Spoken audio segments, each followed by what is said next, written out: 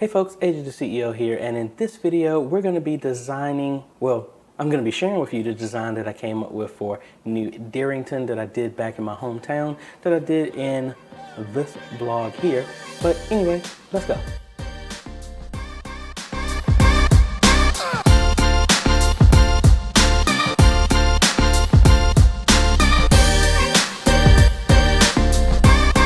AJ the CEO here. If this is your first time stopping by the channel, thanks for stopping by. And on this channel we focus on tips, training, strategies, reviews, and builds to help modernize your media ministry. So if you're new here, consider subscribing. And if you like what we're doing here, consider becoming a patron or a YouTube member by clicking one of the links down below.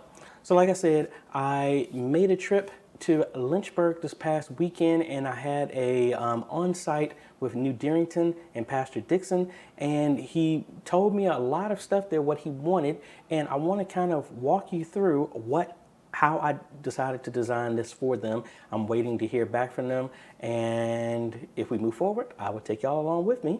But let's go ahead and run through what they wanted. So in their main sanctuary, this is a little bit different than what I normally would do. They want the media booth to be in the front, and it's actually going to be in a closet off of the pulpit. So they're not going to have line of sight in any way, shape, or form, which I honestly recommended not to do, but that's what he wanted to do.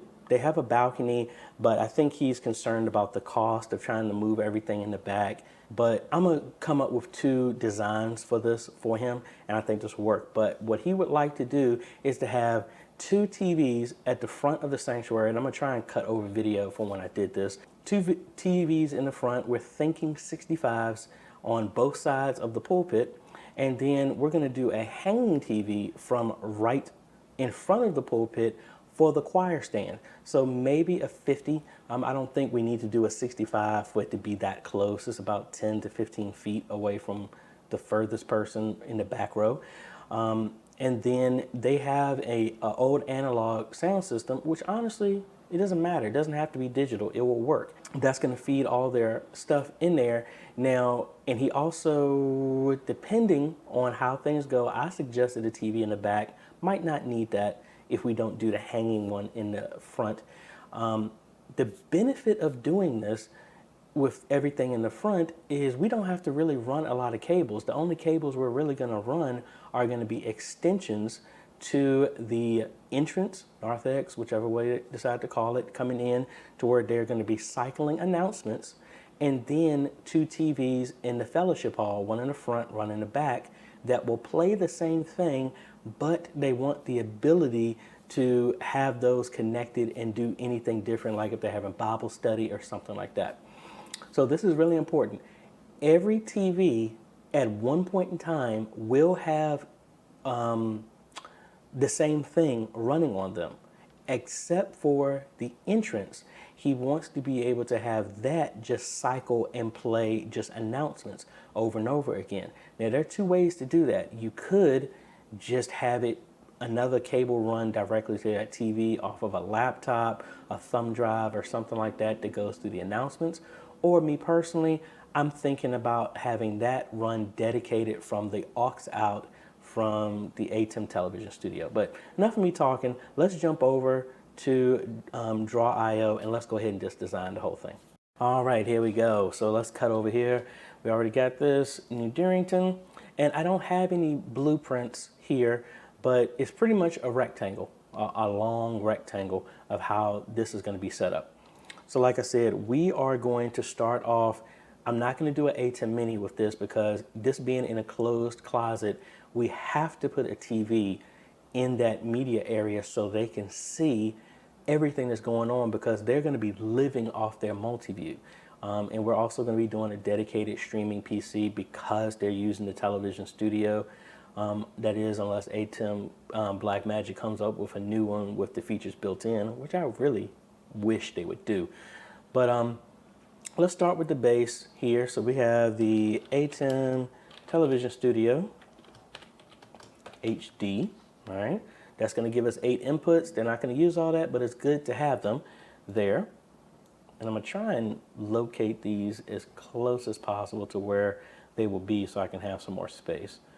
So let's blow this out here so we can have some more space. So we're going to have their existing sound system, sound mixer, just an analog. And because it's literally sitting on the floor in front of this place, I mean, we just got to get maybe 6-foot cables, 10-foot cables, and put them on the other side of the wall. So it's not a big stretch to move the stuff. So let's do that here.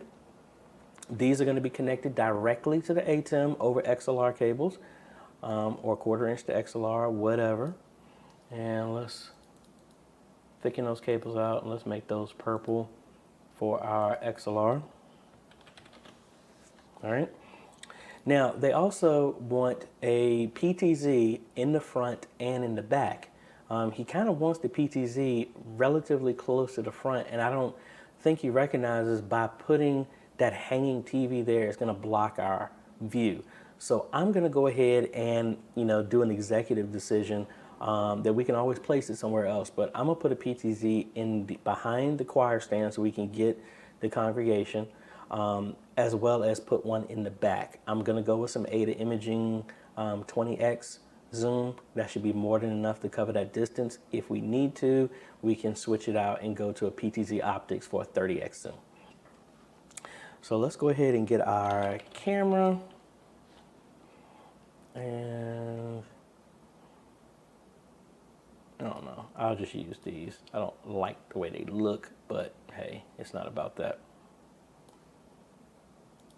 Maybe I should have copied it after I resized it. All right. So we'll say this is front PTZ. This is going to be back PTZ. Now, because these can daisy chain, we are going to run these over an Ethernet connection so that they can communicate. This is the closest run, and then we're going to daisy chain this back to here. So let's go ahead and connect these now. And that'll be Cat 6. And what color shall we place this as? Let's do blue. All right. Now, both of these obviously need to come back and connect to the ATEM. Since we're already going to be running a path for this Cat 6, we're going to run the SDI the exact same way. So let's go ahead and run another cable. Not really there, but we're going to run it side by side with this. Let's push this up some more because this is the path that's going to go. All right, so this is going to be SDI. And then this one is going to do the same thing.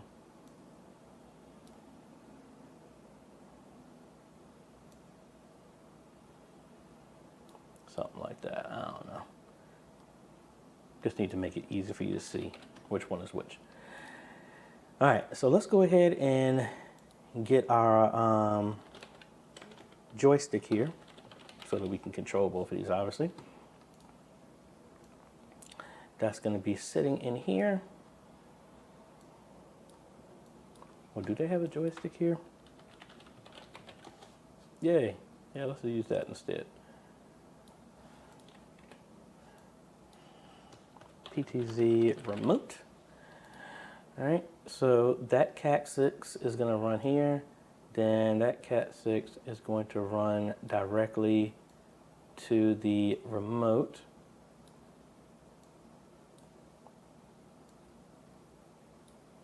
And we'll say this is Cat 6, and we made that blue, right? Because it's going to daisy chain. The remote connects to one camera, then line out goes to the other one. So that makes it easy. We'll probably put a conduit to run all these cables, and probably they will go on the left side of the church based off of what we showed. That would be the easiest to do, and we can put a conduit, just run all the cables that way. All right, so far we have 2 cables going backwards there. Now we're going to need a monitor that's going to sit inside of the media booth, and this is going to give us our multi-view from the ATEM. So we'll say multi-view, and that's going to connect to here, and This is going to be our HDMI. All right, so that gives us our multi-view out. Let's make HDMI orange. All right, boom. All right, so we're going good right now. Now we have to have a dedicated system for the streaming from the television studio. But what we're going to do is we have 2 dedicated outs, which is going to be kind of unique. We need to make sure we color this cable appropriately so that we know. So what I'm going to do is let's go ahead and do a television. And let's go ahead and set these up. Actually, I like this other one here because it's smaller. Let's copy these. And this is going to be in the front on both sides. So something like that. There we go. So we'll say this is right.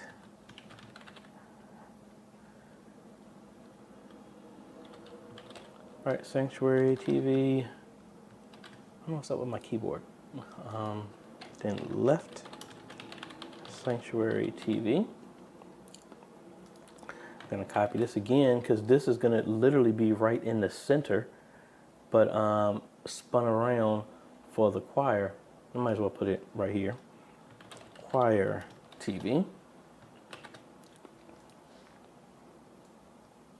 Now, this is kind of unique because if they ever wanted to have, I don't believe they want to have like a stage display or something like that. But the good thing is, since this is ran, if they want this to be something different, we would probably have to, see, the AUX out is going to be used for the back. So I don't know. That's going to be unique. We have to think about that. At this time, they wanted everything to be exact same way. So we'll be fine with that. If they want to change that, just like at my church, we would have to run something dedicated directly here for that. But hey, we'll cross that bridge when we get to it. Each one of these is going to have an SDI to HDMI converter. That's going to go to each. Now, there's a bunch of ways you can do this. Now, I'm doing this because we don't know if this is going to be done differently. What you could do is just run this, because almost all of these are going to be within 20 feet, something of each other. You could just run one SDI cable, then split it. I'd rather have independent connections there instead of having to get back up in the ceiling and run it. Yes, I know it costs a little bit more, but I'd rather have these all be independent, and instead of just running one cable, redundancy. All right. So let's copy these. We're going to put these on each one of the TVs. And obviously I'm not coloring it, but there is a HDMI cable that goes from this box to here. All right. Now we're also going to have a SDI splitter for that. I'm going to use maybe like the Monoprice or the Blackmagic one. Either one is 1 in, 8 out. So we'll do this SDI splitter. And this will most likely live inside of the media booth as well. I'm starting to run out of space here. All right, so this is going to be, let's move this connection over. All right, so what we're going to do is we're going to have the program out from here go into there, and I don't know why they did it like that. All right, so this will be program. So everything that's coming off of this TV is going to, this splitter and this output is going to be the exact same. So we're going to run this into here. Another one into here, and let's move this down. And then we're gonna run another one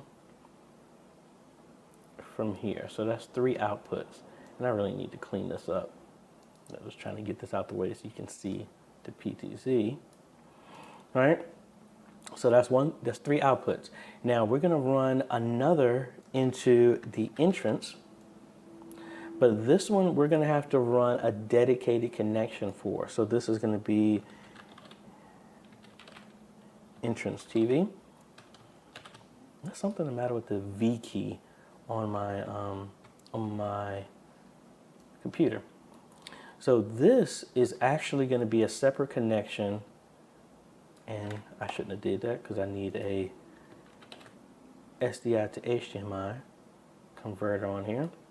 So we're going to run this from the AUX out because this has to be able to show the same thing, but at any point in time, it could show something different. And that's what the AUX out gives us with the ATEM Television Studio HD. All right, so that's going to be a dedicated line that we've run with the same connection going back here. We got to make sure we color this differently since we know it's a different out, so we don't confuse which one goes where. All right, and then I'm gonna put these right here beside this so it makes it easier for this to fit on the same screen. So this is gonna be Fellowship TV1.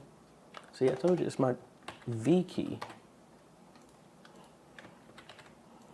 And then this is Fellowship TV2. All right.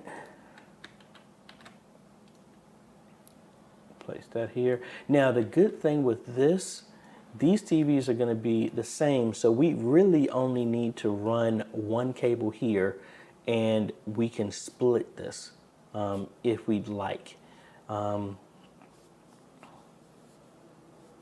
Honestly, a part of me wants to just have dedicated cables because it's easier. Yeah, we're doing dedicated cables. All right, because we got 1, 2, 3 right here. We're going to run 2 cables down in this location here. Of course, SDI.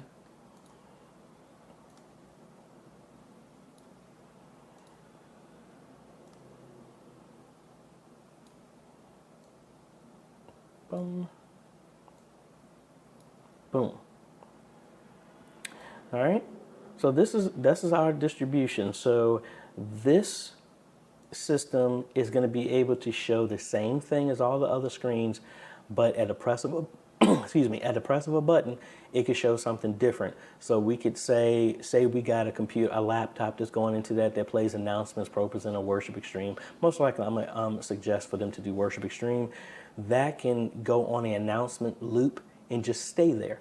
But then at a press of a button, they can switch back over to the service. Honestly, they might have to have 2 systems with Worship Extreme on it, because if this is always going to show a loop of announcements, they can't use that same system to do scripture and lyrics in this sanctuary. Now, before I even go any further, the other thing is, since these TVs are only going to have one input in coming from the sanctuary, we're going to put a HDMI box similar to what I did at my church on the wall, so that if somebody wants to hook up a Blu-ray player, DVD player, computer, they can plug directly in to HDMI jack that's on the wall. And then they can just switch it to input number 2, and then they'll be able to do whatever they want. Now, I also need to make sure that sound is going to come through this TV. I don't know if they have speakers in that area. If they do, we might have to put some type of delay or something there, or disable the sound, or maybe run the sound from the TV or something like that. It really shouldn't be a problem. It should be in sync because we're running direct connection. So we might not have an issue with that, but just want to bring that to your attention. And we want to have as few jumps as possible. All right, so the next thing we need, obviously, we're going to do, I'll just put a laptop here just for, I'll say script presentation PC. This is going to connect into our ATEM over HDMI. And we said that was at orange, right? Orange. And we also now need our dedicated streaming PC.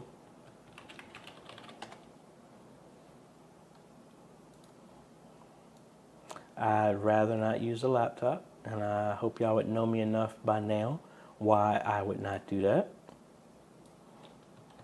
Streaming PC.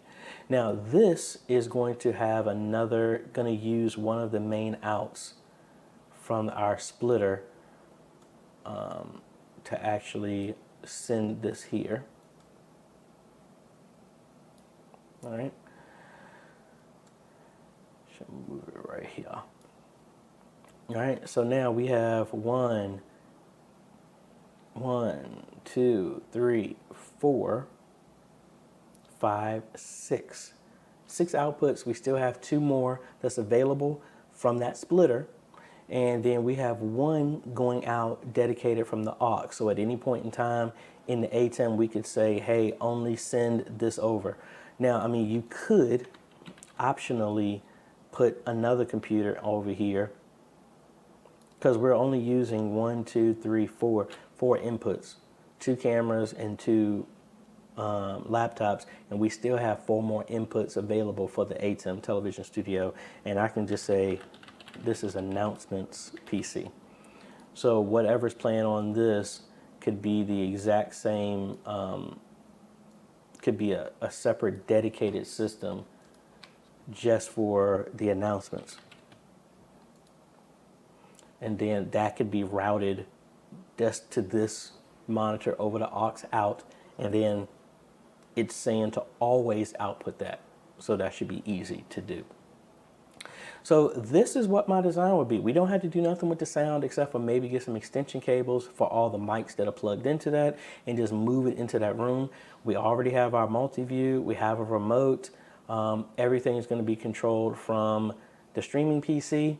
You have OBS by choice to run through there just to keep the cost down.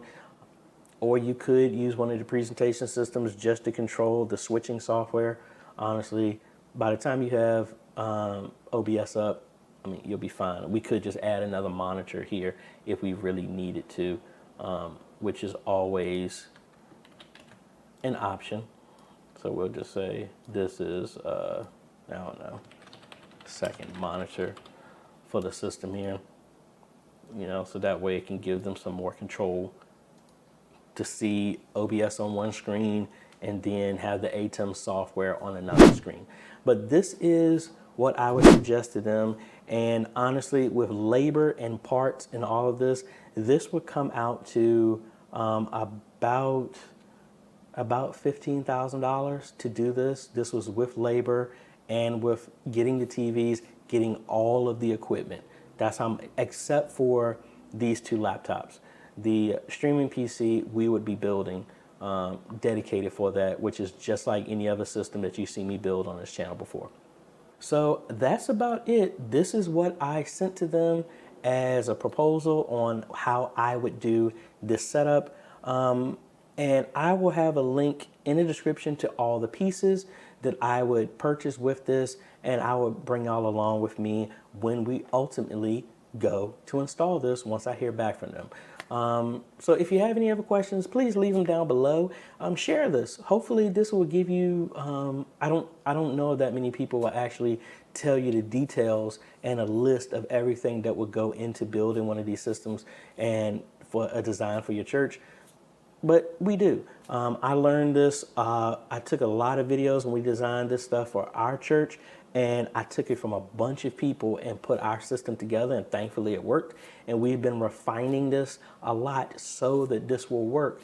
And we've installed this in over about 20 churches, so no one has been complaining. So hopefully that helps. Like I said, it'll be a link down below to a kit.co link to see everything that I would order to go along with this. So if you like this type of content, I appreciate a like, consider subscribing, and hit that bell. That way you get notified when we come out with other videos to help modernize your media ministry. I want to thank the patrons and the YouTube members for making this video possible.